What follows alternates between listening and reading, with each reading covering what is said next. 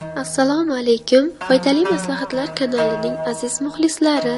Bugun men sizlarni organizm uchun foydali bo'lgan ichimliklar bilan tanishtiraman.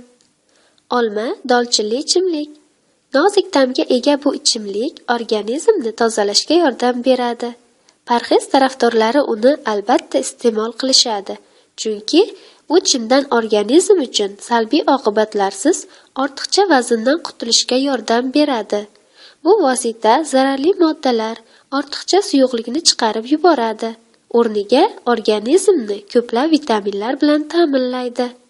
Dolchin va olma uyg'unlashib, peristaltikani yaxshilaydi, ichakni tozalaydi, yurak mushagini mustahkamlaydi. Bu ichimlik temirga boy. Shu bois kasalliklarning oldini olishda qimmatlidir. Dolchin miya faoliyatini yaxshilaydi, tomirlarni kengaytiradi.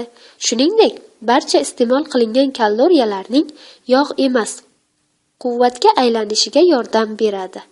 Olma va dolchinli ichimlik antibakterial vosita. Bundan tashqari, u kayfiyatni ham yaxshilaydi. Bodring va selderey ichimligi. Sog'lom organizm uchun vaznni bir xilda ushlash muhim. Buning uchun esa parhez kunlarini uyushtirish kerak. Kokteyl tayyorlash uchun bitta barra bodring va selderey ildizini oling. Bularni maydalab 300 ml sovuq suv quying. Tayyor vositani bir kun davomida ichasiz. Ichimlik ich surish xususiyatiga ham ega. Shuning uchun bunday ichimlikni dam olish kunlari ichgan ma'qul. Yengil kokteyl.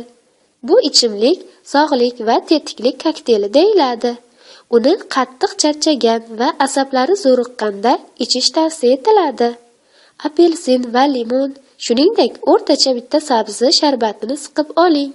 Bunga 100 ml sovuq mineral suv qo'shing. Ichimlikni nonushtadan avval och qoringa ichish kerak. Shunda kun bo'yi tetik va yaxshi kayfiyatda yurasiz.